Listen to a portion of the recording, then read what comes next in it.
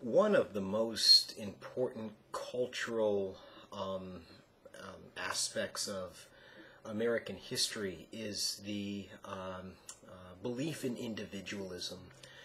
The belief that everyone is responsible for their own lot in life, the belief that if individuals are good individuals, hardworking, moral, etc., that anybody can make it in the United States. The political culture has also emphasized the idea of the individual. I mean, the trampling upon the individual's rights in the Revolutionary period, for instance. But we're getting to a point in time in American history where individualism is beginning to see some cracks in its armor, so to speak. There's going to be a few important people, cultural icons, if you will, that are going to come to question individualism and its merits. And more importantly, what they're going to do is they're really going to begin to espouse the ideals of collective culture, communal culture, so to speak. So to get to this, I want to take you back into the 1820s, where we've really been witnessing a lot of industrialization and some of the byproducts of industrialization. Certainly you have people like Harriet Martineau and Seth Luther that have been railing against industrialization. As they see it, it is infringing upon the rights of individuals, the freedoms, the liberties, the equality of individuals. Beginning around about this time, we see a cultural movement that was referred to as transcendentalism. Okay? Now, for your notes, what transcendentalism was a cultural movement that was protesting the general state of culture. It really is taking root at Harvard University, especially in the Divinity School. Now, keep in mind, really before the middle to late part of the 19th century, if you went to Harvard, you went primarily to become a religious leader of some sort, some form or fashion. What the Divinity School at Harvard began to emphasize around about this time was Unitarianism. You know, this belief, this emphasis on intuitiveness and the spirit of human beings, the belief that humans were not only born good, but you could purify, you could improve that character. In a lot of ways, this shared characteristics of the deist movement that we were talking about before the Revolutionary period. But what I want you to know about transcendentalism is that it rejected this calculated, cold, market-driven world that that industrialization had helped to create. It believed that, you know, industrialization, by consequence, individualism, the idea that you're responsible for your own lot in life, had led to things like the worshiping of the almighty dollar, and people were damaged spiritually, were damaged emotionally. And so transcendentalism emphasized really two things that I'd like you to be mindful of. One, it rejected this idea of the market world, the market revolution, and it also said that you could purify oneself through nature. That if you retreated away from the urbanization that was another byproduct of industrialization, and began to emphasize natural living, living in nature, you could actually improve the human spirit, purify the human spirit. Now, the leading voice for transcendentalism was a guy from New England named Ralph Waldo Emerson. Now, he's not only the leading voice, he's very much a spiritual / intellectual leader at the same time. Emerson was a student at Harvard, had been drawn to the Divinity School, and as he studied at Harvard, he immersed himself in the academic culture of the times. Now, really what you're seeing is what a literary scholar, or maybe an English professor, would call either the American Renaissance, or maybe better yet, the flowering of New England. I mean, for years and years and years, Americans had been looked down upon by the British, by the French, that we were outdoorsmen, we were frontiersmen that would clean our ears with knives, and then we'd use those same knives to cut our meat, and we were crude and barbaric. And then, like within a blink of an eye, what you saw is this beautiful culture that began to really emerge from New England, and in particular places like Boston. So in 1836, Emerson publishes the book Nature, and he writes it. Nature was, in fact, his his inspiration. There's a house that you can actually still visit to this day. And you can look out through the window in which Emerson actually looked out when he was writing the book Nature, and used as inspiration. It's looking into this really famous landscape in American history in Concord, Massachusetts, the same place, same area in which the British had been repelled at the Battle of Lexington and Concord. Okay? But in this, what he does is he really develops the idea that you can purify yourself through nature, and he also begins to question the established order, begins to question authority. Now, that in and of itself is an important aspect of transcendentalism, that just because the world was the way that it was didn't mean that that way was correct. Emerson would go on to publish other works, including Selfreliance in 1849, again, defining the merits of purifying oneself through the institution of nature. But whether you're talking about nature or self-reliance, at the heart of Emerson's work is the celebration of freedom and democracy. Okay? Emerson had a profound impact on the people around him at Harvard, and one of those individuals at Hollis Hall, for instance, was a guy by the name of Henry David Thoreau. Okay? Now that name might sound familiar to you, but he was a little bit younger than Emerson, and he really looked up to Emerson. Emerson really opened his eyes, so to speak, in terms of the world of transcendentalism, and introduced him to really important individuals within this world. Okay? Now, one of the things that he really pressed upon Thoreau was the idea of natural living. And to emphasize this, he gave Thoreau a place to live that his family owned. It was right there on Walden Pond, and you can still go to Walden today. And Emerson lived on his own there for months, and it gave him a lot of time to not only become self-reliant in the sense that he had his own bean patch, he had his own solitude to kind of think and reflect, and he could, what he called, saunter around the pond and really kind of just use it as a time for quiet, peaceful reflection. Hence, you know, the purification of the soul, the human spirit, through isolated natural living. Now, it was at later on when a tax collector, a guy by the name of Sam Staples, came to pay Thoreau a visit and let him know that he was delinquent on his taxes. And so Thoreau, being the individual he said, was no accident, that the reason that he had not paid his taxes had everything to do with the emerging Mexican-American War.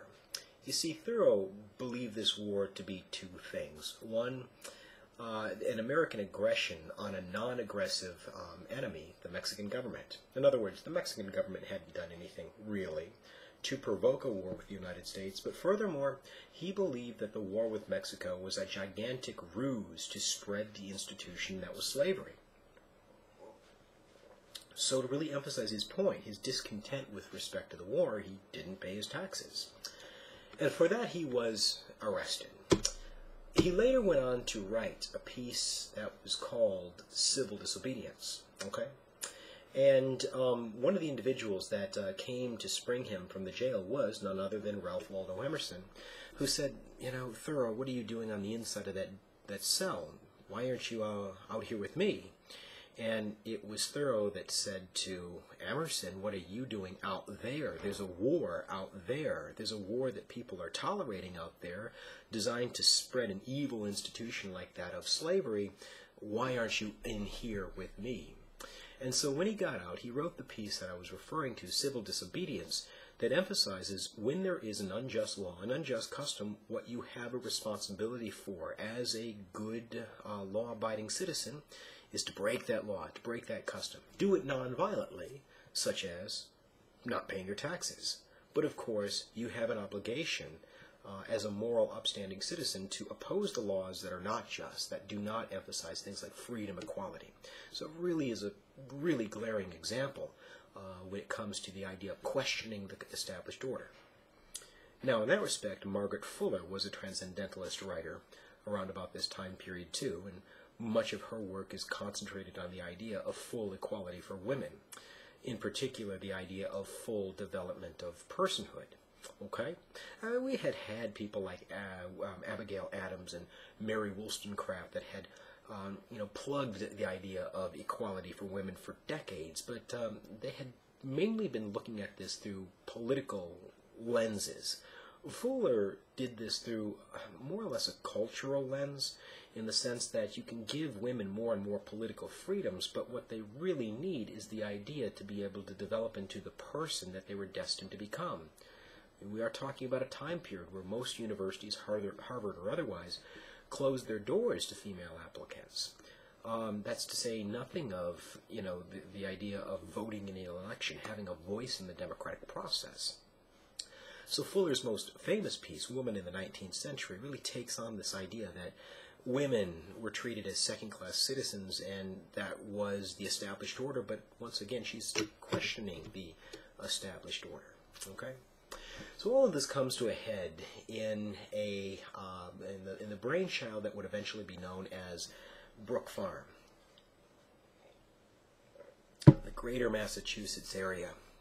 What happened was all of these freedom-loving, democracy-loving, free-thinking transcendentalists began to say, enough talk, let's start doing something. They felt that the city, the industrial system itself, was so corrupt, so broken, so destructive to the human soul that they needed to retreat away from the industrialized world and get back to the purifying aspects of living in nature. And so Brook Farm became this idea of an Emersonian utopia, a transcendentalist utopia. It was a utopian farm.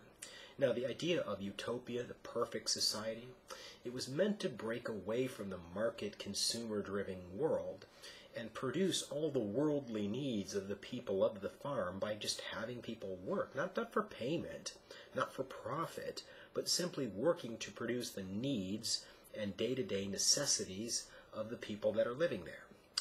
Now, while all the leading voices of transcendentalism were at Brook Farm, you're really talking about a collection of rich kids, very well-educated kids, but people that really didn't know the first thing about farming or mechanics or things of that sort that are going to help to get you through month to month, year to year.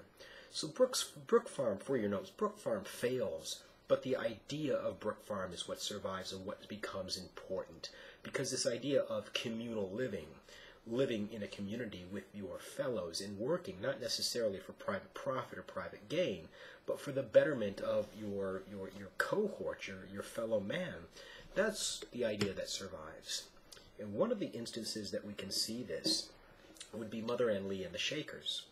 Now, Mother Ann Lee was an individual. She was an immigrant from England that came over convinced that she was the second coming of Christ. And she started this religious sect known as the United Society of Believers in Christ's Second Appearing. A shortened version of their name would be the Shakers. They lived in complete community. I hesitate to use the word communism because that really is a lightning rod term in this day and age, but communism back then simply meant communal living. They were living in a community of fellows. Okay. Now this is an integrative society in the sense that there are men and women living in the same society, but sexual intercourse was strictly forbidden. Now, this obviously has limitations in terms of the longevity of the Shakers as a group, as a social order, but it also freed women of the responsibility of childcare. Okay, keep in mind, it was thought to be woman's job to take care of not only the family, but in particular the children. And so, free from this, it allowed women to take an active role in the more important decision-making processes in these Shaker sects. So, like Brook Farm, this is a retreat away from the market-driven world, the urban world, and into the much more rural part of the country. That's where you're going to find most of these people. And they're living not in these individual households, but more or less in a community of shared leadership. I mean, the Shakers are, one of the most egalitarian groups in early American history when it comes to their treatment of women. Women shared equal voices with the men when it comes to day-to-day operations. Now, why did they call themselves the Shakers? Well, for reasons that you might be able to imagine, they had built up a lot of sexual energy, and they said that that sexual energy needed to go somewhere, and they would do these crazy dances where they would really begin to shake, and that was supposed to release all of this energy. So you can see that this is going to, follow in the footsteps of Emersonian transcendentalism, in the sense that it's not only questioning authority, it's really a retreat away from the established order to kind of purify the human spirit. Another group that I'd like you to be mindful of would be Charles Fourier, who was a French philosopher that would later go on to found the doctrine of Fourierism. Okay? Now, Fourierism really emphasized worker utopias. I mean, unlike Lowell, Lynn, Massachusetts, or Slatersville, Rhode Island, where you had conglomerations of working-class neighborhoods, this was the working class living and working in the same area for their own benefit. They were not working for the profit of a company or for a corporation. They were dividing themselves into what they called the phalanxes, where one's job would be determined on the importance of the survival of the phalanx itself. And so the idea here is to get people to do this heavy lifting and reward based not on managerial skills or capital investment, but the importance of moving on a day-to-day basis. It's got a very liberal social agenda, and not enough people that are signing up for the heavy grunt lifting work that's going to be necessary if this is going to survive. But the simple fact of the matter is, it's very similar to the Shakers and also Brook Farm, in the sense that this is a retreat away from the established order, and it's people working in a community for the betterment of that community, not for any kind of personal gain. Now, whereas the Shakers and the Fourierists were not all that together successful, Joseph Smith and the Mormons would not only create a successful utopian rural society, but one that survives to this day. Now, Joseph Smith was a religious man from upstate New York who in the 1820s said that he had translated ancient tablets, ancient stones from an ancient society that was originally from the Middle East, from Babylon. And what it said was that this ancient society had emigrated, long, long time ago, and they had made their way to what would later become the United States. And so it meant that the Native Americans were also Christians in various ways, because he's translating this with Judeo-Christianity in the forefront of his mind. And he is also establishing a church, the Church of Jesus Christ as of Latter-day Saints, that would be added later on in the religious career of Joseph Smith. Well, anyway, it's important that I mention that because Joseph Smith himself felt that the end of time, so to speak, were very near at hand, and there would be an apocalypse. There would be some sort of very significant happening in the not-so-distant future. And so therefore, people needed to get their ducks in a row, so to speak, when it comes to the way that they were conducting their lives. And so Smith implements a very, very conservative agenda, but it also implements a regime that's also quite controversial. Amongst other things, including utopian living, rural utopian living. He says that men should be able to take spiritual wives, and as many spiritual wives as you wanted or possibly could, support. What you and I call that, the taking of multiple wives, that would be polygamy. And the institution of polygamy, taking several wives all at the same time, made the Mormons a very controversial group of people, to the point where they were persecuted, driven out of New York. Eventually they tried to take root in Navajo, Illinois, but when the state of Illinois started coming after them for reasons involving polygamy, Joseph Smith made it be known that because his group was this religious group, they weren't really subject to the laws of the state of Illinois.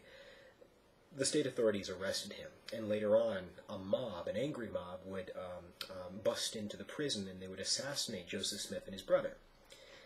The guy that takes over for the Mormons would be a guy by the name of Brigham Young. And eventually he negotiates a settlement with the state of Illinois where the Mormons agreed to leave and set up shop in what is present-day Utah. Now, if you've ever wondered why there is a significant population of Mormons in Utah, it's because of Brigham Young and their exodus out of the east and into what was at that point in time Mexican territory. Okay. Now, the modern-day Mormon Church has, at least publicly, abandoned the institution of polygamy. Contemporary Mormons, and I'm talking about people like Mitt Romney, probably the most famous and well-known example that I can get to. Obviously, he doesn't have more than one wife, but the Mormons would continue to be, and to some extent continue to this day to be, one of the most hunted and persecuted religious groups in American society. But because they had a very conservative agenda in the sense that it emphasized paternal control, it emphasized hard work, it emphasized a lot of the things that the early Puritans were emphasizing, the Mormons were really the one successful group of rural utopians, rural communists, I guess I should probably say, when it comes to implementing this regime. So what I want to leave you with is that although it may appear that people have been convinced of the merits of industrial, urban, market-driven living, there is plenty of disagreement to go around. It's not just your Seth Luthers and Harriet Martineaus of the world. It's other individuals that believe that industrialization and urbanism really is not providing the best type of life for Americans. And certainly the examples that I've given you in this lecture lend themselves to what industrialization is doing in American life and how people are responding to it. Now, when we come back, we're going to be talking about how this is all spilling over into American politics, and especially the connections with chattel slavery.